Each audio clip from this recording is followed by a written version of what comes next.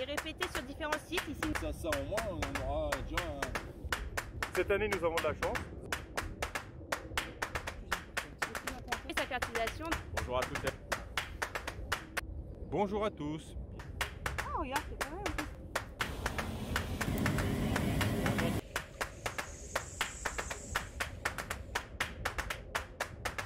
Bonjour à tous.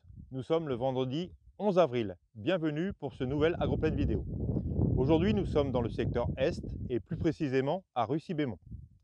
Au sommaire de cette Agroplane vidéo, nous allons parler betterave, nous parlerons colza, nous parlerons blé, fertilisation et nous parlerons enfin des choix de couverts.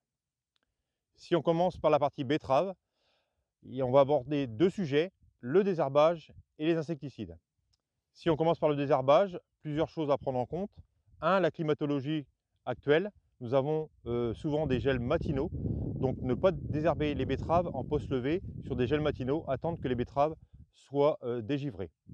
Deux, nous sommes en période sèche, donc pensez à augmenter votre volume d'adjuvants, les huiles, pour avoir une meilleure pénétration des herbicides au niveau de la plante. Et 3, la cadence de traitement qui va être capitale avec des périodes sèches, donc pas plus de 7 jours entre deux interventions, surtout si entre le T1 et le T2 post-levé. Si on parle maintenant insecticides, pucerons, les modèles nous annoncent le pic d'arrivée des pucerons sur début mai, mais les conditions climatiques se réchauffant, ça risque d'être plus précoce. Toutefois, il ne faut pas déclencher les interventions beaucoup trop tôt, car la persistance des insecticides va être limitée. Si vous intervenez au stade cotylédon, la persistance est maximum de 3 jours. Et nous n'avons pas beaucoup de solutions pour pouvoir intervenir après. Donc bien prendre en compte ces parcelles, aller les contrôler et tenir compte du seuil d'intervention qui est de 10% de pieds porteurs de pucerons aptères. Nous allons parler maintenant du colza. Le colza est au stade floraison, comme vous pouvez le voir. Donc premier point, le risque méligette est terminé. L'insecte est plutôt maintenant un pollinisateur plutôt qu'un ravageur. Les colzas vont vite arriver au stade G1, donc chute des premiers pétales, qui est souvent le stade critique par rapport au sclérotinia. Donc le sclérotinia a besoin d'eau libre pendant 48 heures, donc soit de la pluie, soit des grosses rosées, et des températures supérieures à 15 degrés pour pouvoir s'exprimer. Avec le retour des pluies annoncées la semaine prochaine, il faudra être vigilant par rapport à la maladie. Dernier point, il faudra surveiller l'arrivée des charançons des siliques pour pouvoir positionner éventuellement au mieux votre insecticide vis-à-vis de ce ravageur. À propos des blés, les conditions sanitaires sont plutôt saines.